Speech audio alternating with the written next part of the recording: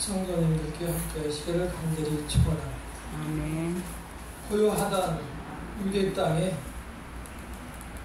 마을마다 올마다 온통 소란하고 난리가 났습니다.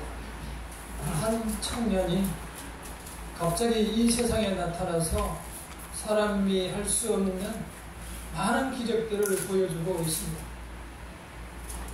문둥병을 치료하는 일, 나병 환자를 치료하는 일, 중풍병자를 고치는 일, 손이 마르는 사람을 고치는 일, 또한 사람이 귀신 들린 사람을 고치는 일, 이러한 일들을 아무런 약품도 없이 특별한 치료의 절차도 없이 치료하는 상황을 보면서 사람들이 놀라움을 금치 못하고 있습니다.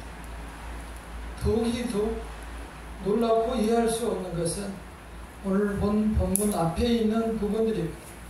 예수께서 제자들과 다른 사람들과 말씀하실 때에 예수님의 형제들과 또한 어머님이 와서 잠깐 뵙기를 원했습니다. 그때 예수께서는 그쪽을 보지 않고 제자들을 향하여 보면서 나의 어머니와 나의 형제들을 보라 라고 말씀하였습니다. 누구든지 하늘에 계신 내 아버지의 뜻대로 하는 자가 내 형제요 자매요 아버지니라, 이렇게 말씀하셨습니다. 오늘 말씀을 보면 그날에 이렇게 시작합니다. 바로 그날 오늘 귀 있는 자는 들을지어다 라는 제목의 말씀을 주셨습니다. 그 내용은 씨 뿌리는 자의 비유입니다. 우리가 종종 들어서 알 수 있었을 것입니다. 이 상황을 보면 예수께서 많은 기적을 행하자 수많은 인파가 몰리기 시작했습니다. 가는 곳마다 환자들과 일반인들, 또한 바리새인들과 사두개인들, 많은 사람들이 모여서 그 신기한 말씀을 듣고자 몰려들었습니다. 너무 많은 사람이 몰리자 바닷가로 갔습니다. 예수께서는 바다의 배 위에 앉으시고 사람들은 바닷가에 서서 그 이상한 신기한 말씀을 듣고 있습니다.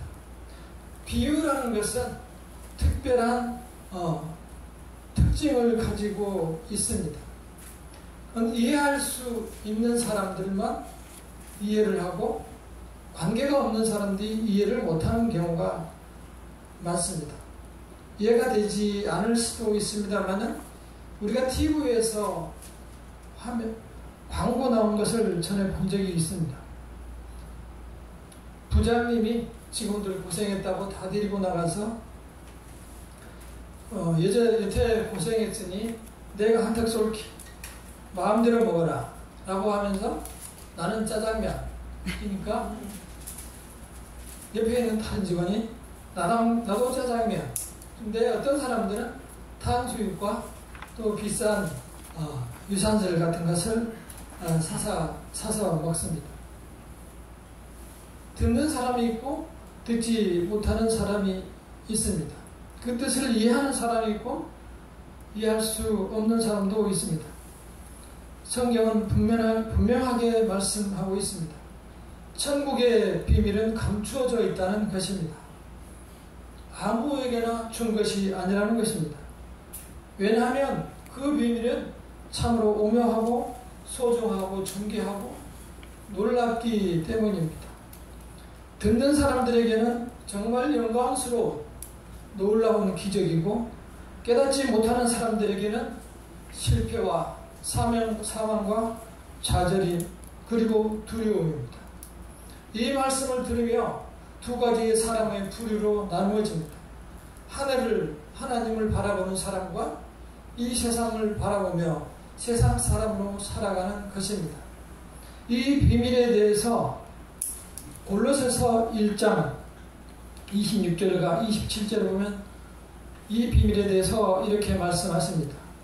이 비밀은 만세와 만대로부터 감추어졌던 것인데 이제는 그의 성도들에게 나타났고 하나님이 그들로 하여금 이 비밀의 영광이 이방인 가운데 얼마나 풍성한지를 알게 하려 하시리라. 이 비밀은 너희 안에 계신 그리스도시니 곧 영광의 소망이니라. 그 비밀은 곧 그리스도이시라는 것입니다. 다시 말해서 그분의 사랑으로 인하여 십자가를 통하여 구원을 이루어 주신 그 사실을 비밀이라고 말씀하시고, 그것이 아무에게나 주신 것이 아니기 때문에 비밀이라는 것입니다. 우리는 이 말씀을 들을 때 이 말씀이 나에게도 해당되는가, 그러면 나도 거기에 해당되는가 라는 생각을 하게 될 것입니다. 우리는 이 말씀을 듣고 내가 지금 이곳에 와 있다는 사실을 생각하셔야 합니다. 우리가 교회를 가도록 성령께서 우리의 마음을 움직이셨고 우리는 거기에 순종하여 하나님 앞에 오신 것입니다. 내가 세상의 삶에 지은 죄와 마음에 있는 여러 죄와 악한 생각을 가지고 있더라도 하나님께서는 나를 쓰시고자 불러주신 것입니다. 아멘. 하나님의 부르심에 순종하시고 하나님께서 세상을 알게 하심에 감사하시기를 바랍니다. 본문 말씀은 이렇게 다시 한번 비밀을 분명하게 말씀해 줍니다. 오늘 본문 13장 16절과 17절을 함께 읽어보겠습니다. 13장 16절과 17절 시작. 그러나 너희는 눈은 보므로 너희 귀는 들음으로 복이 이도다. 내가 진실로 너희에게 이르노니 나는 선지자와 의인이 너희가 보는 것을 보고자 하여도 보지 못하였고 너희가 듣는 것을 듣고자 하여도 듣지 못하였느니라. 아멘. 복이 있도다. 이 말씀을 듣고 이해하는 자는 복이 있도다. 그리고 이 비밀은 기존에 있던 많은 하나님의 선지자들도 보고자 또한 듣고자 했으나 듣지 못하는 것들이라는 겁니다. 우리는 비록 하나님의 은혜를 많이 깨닫지 못했지만 하나님께서는 놀라운 사랑과 은혜의 계획을 가지고 우리를 이렇게 불러주신 것입니다. 우리의 공로와 우리의 행위와 관계없이 우리를 하나님의 자녀로 하나님의 귀한 주님의 사람으로 부르신 것입니다. 오늘 이렇게 하나님 앞에 나와 있음에 그를 사모하고 있음에 하나님의 증거가 되는 것입니다. 두 번째로 그렇다면 이 네 가지 밭에 대한 비유를 생각해 보겠습니다. 얼른 듣기에는 네 종류의 사람이 있구나 이렇게 생각이 될 수 있습니다. 때로는 이 말씀을 들으며 우리는 생각할 겁니다. 구원받았다는 내가 왜 이 모양일까? 또는 저 사람은 교회를 다니는 사람인데 열심히 다니는 사람인데 어떻게 저럴 수가 있을까? 참으로 이해할 수 없는 사람. 또 나는 교회를 열심히 다니는데 왜 이렇게 모든 일이 안 될까? 나는 구원받은 사람이 아닐까? 또는 어떨 때는 믿음이 불같이 일어나지만 어떨 때는 가슴이 냉랭하고 정말 하나님이 없는 것 같은 그러한 신앙을 갖게 됩니다. 여기에 나온 비유의 말씀은 네 가지 사람이 있다는 것이 아니고 사람들 마음속에 나타날 수 있는 여러 가지의 상황을 네 가지로 말씀을 해 주신 겁니다. 누구에게나 이러한 마음의 변덕이 일어날 수 있고 세상에 따라서 다 많은 사건들이 수시로 일어날 수 있다는 것입니다. 잠시라도 우리의 마음을 붙들지 않으면 우리는 세상으로 빨려 들어가게 됩니다. 나를 세상 속에서 내 자신을 잃어버린다는 것입니다. 자칫 잘못하면 내 자신도 여기에서 예수를 죽이려고 하는 바리새인처럼 되어버린다는 것입니다. 바리새인이 누굽니까? 성경을 가르치고 가장 많이 공부한 사람들입니다.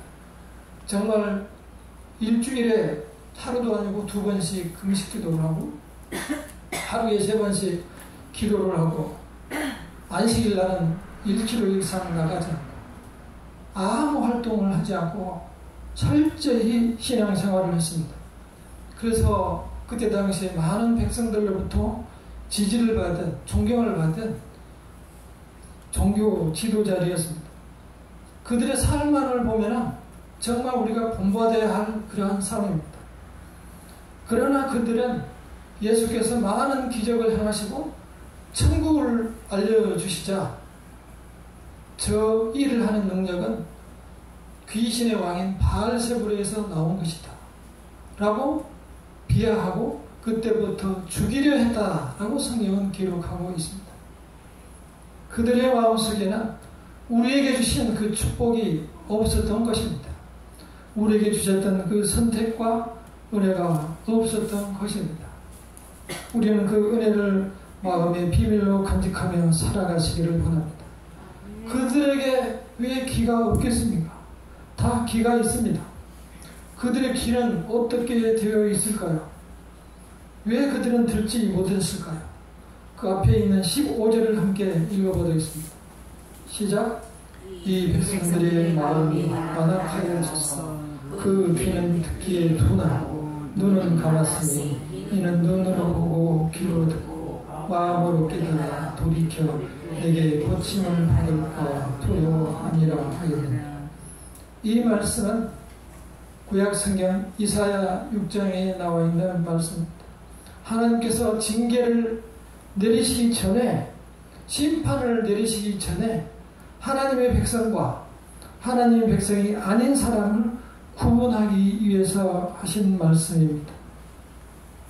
그들은 이미 마음이 완악하여졌고 예수님을 받지 않기로 결심했고 그래서 반대의 길로 행하고 예수께서 천국 복음을 전해도 듣기에 둔해지고 말씀을 전해도 눈을 감고 듣지 않는 것입니다.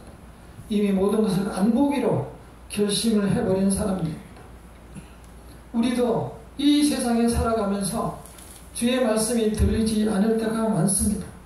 내가 지식을 많이 가질수록 또는 내가 의로운 행위를 많이 할수록 세상에서 내가 존경을 많이 받을수록 하나님으로부터 멀어지는 자신을 발견할 수가 있습니다. 우리의 마음을 세상의 기준이 아닌 하나님의 말씀에 맞추며 살아가야 합니다. 율법의 행위에 만족해서는 안 됩니다. 그들은 율법이 최종 목표였고 천국이 목표가 아니었습니다. 우리는 하나님께서 주시는 하나님의 사랑이 최종 목표가 되어야 할 것입니다. 우리는 이제 마음밭을 좋은 땅으로 만들어야 합니다. 우리의 마음밭은 우리가 가지고 있습니다. 다른 사람이 가지고 있지 않습니다. 세상에 발을 딛고 살아가지만 우리는 하나님의 구별된 백성으로, 천국 백성으로 살아가고 있습니다. 우리가 말씀대로 살아가면 이 세상에서도 천국을 누리며 살아갈 수 있습니다. 오늘 말씀에서 좋은 밭이란 어떤 밭일까요?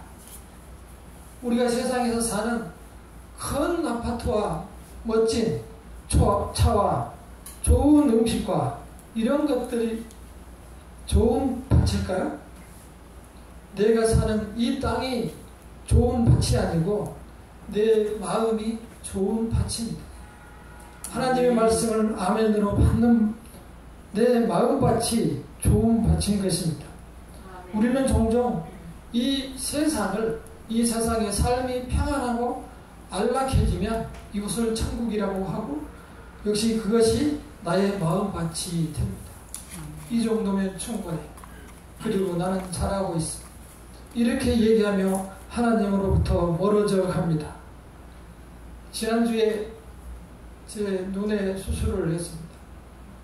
아무것도 아닌데 눈에 다락지가 나서 그걸 갔더니 이게 점점 자라서 만져보니 딱딱하게 동그랗게 하게 돼서 굳어버렸더라고요. 그래서 병원에 갔더니 만져보더니 수술해야 돼요. 그러더라고요. 그래서 순간적으로 겁이 덜컥 났습니다. 그러면서 간호사 보고 저쪽으로 가고 침대에 누우라고 했어요. 아무 생각도 없이 갔다가 갑자기 수술하라고 해서 눈을 감고 간절히 기도를 했습니다. 의사의 손을 붙드시고 무사히 잘 맞춰서 그리고 깨끗하게 잘 되게 해주세요. 이렇게 간절히 의사의 손길까지 위해서 의사의 손끝까지 축복의 기도를 했습니다. 의사가 국소마취를 한다고 하면서 따끔해요 하더니 수시인데 엄청 아프더라고요. 눈물이 날 정도로 아팠는데 잠시 후 수술이 끝났습니다. 일주일쯤 지났는데 아주 잘 됐습니다. 너무 깨끗하고 그래서 휴대폰으로 이렇게 찍어보니까 수술 자국도 없을 정도로 깨끗하게 수술이 됐어요. 너무 기분이 좋았어요. 얼굴이고 안면이고 눈이잖아요. 중요한 거. 그래서 너무 기분이 좋은 나머지 의사한테 참 고맙다고 바카스라도 한번 사가야겠다. 이런 생각을 했는데 순간 멈칫했습니다. 하나님께 간절히 기도할 때는 언제고 잘 치료가 되니 의사에게 가서 감사의 사례를 하려고 생각하는 데가 아직 멀었구나. 물론 수술이 끝난 다음에 감사의 기도를 했지만 아직 나는 세상에서 여전히 세상 사람으로 살아가고 있구나. 그런 생각을 하게 됐습니다. 우리가 세상에 길들여져 있습니다. 우리는 자칫 잘못하면 금방 세상에 빠지고 맙니다. 그러니까 유행가도 있잖아요. 내 마음 나도 모른다. 우리는 세상에 빠져서 세상의 도덕과 윤리가 하나님의 말씀으로 생각하고 세상 윤리에 맞으면 하나님의 윤리에 맞다라고 생각하고 그렇게 살아가며 하나님으로부터 점점 멀어집니다. 우리는 나의 마음에 역사하시는 성령님을 생각하시고 내 마음밭을 항상 돌보고 지켜야 하고 내 마음밭을 갈고 뒤엎어야 하고 내 마음밭에 자꾸 물을 주고 또 일구고 해야 합니다. 그래야 거기에서 하나님의 말씀이 역사하는 것입니다. 우리의 삶이 너무 힘들고 바쁩니다. 정말 우리의 시대는 열심히 산 죄밖에 없다고 할 정도로 열심히 뛰어오고 앞만 보고 달리지만 마음대로 안 될 때가 정말 많습니다. 좌절하고 실망하고 낙망하고 실망, 방황, 탄식하고 하나님이 계십니까? 하나님을 불러도 대답하지 않을 때가 많이 있습니다. 그러나 하나님께서는 그때도 계셨고 그때도 나의 기도를 들으셨고 그곳에서도 늘 함께 하셨습니다. 단지 안 보일 뿐입니다. 그 하나님께서 지금 두 종류의 사람에 대해서 심판을 하시는 겁니다. 그 마음밭에 하나님의 말씀을 잘 붙들고 키워가는 사람과 세상 근심과 염려로 돌아오지 못하는 사람에 대해서 말합니다. 마지막 순간에 우리는 하나님 앞에 모두 서게 될 것입니다. 그 명단에 합격자 명단처럼 여러분의 명단이 있을 것입니다. 하나님의 심판 보좌 오른편에는 예수께서 계시고 우리를 보시며 너는 오른편으로 와. 내가 너를 위하여 십자가를 졌잖아. 그때를 기억하며 어려움을 이겨내시기를 바랍니다. 아멘. 그 비밀이 오늘 감추어진 천국의 비밀입니다. 그분이 바로 나의 왕이고 나의 그리스도이고 나의 소망이시고 그분을 굳게 믿으시며 살아가시기 바랍니다. 세상에 살면서 내 마음은 돌짝밭이 같이 굳어버렸습니다. 내 마음을 갈아엎어야 합니다. 세상에 살아가면서 하나님의 자녀로 살아가지 못할 때가 너무 많이 있습니다. 고통 속에서 힘들어갈 때도 많이 있습니다. 그러나 여전히 내 자신이 세상에 길들여 있다는 사실을 절대 잊어서는 안 됩니다.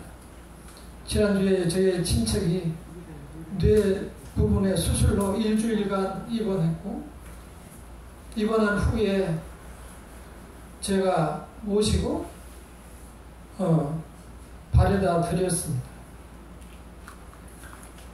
뇌수술이란 중요한 수술을 했지만 퇴원하고 차 타고 가면서 하시는 말씀은 참 우리나라가 걱정스럽다. 우리나라가 이게 이러다가 어떻게 될 것인가. 제가 보기에는 본인을 걱정해야 할 것 같은데 나라 걱정하고 있더라고요. 제가 이제는 하나님을 바라보십시오. 이렇게 얘기해도 전혀 반응이 없어요. 아마 우리도 종종 그럴 겁니다. 세상에 길들여져 있기 때문에 우리는 성경 말씀을 기억하시기 바랍니다. 북이스라엘이 마지막으로 망하기 직전에 호세아 선지자가 말합니다. 타락한 이스라엘에게 하나님께서 마지막 경고를 보냅니다. 너의 묵은 땅을 기경하라.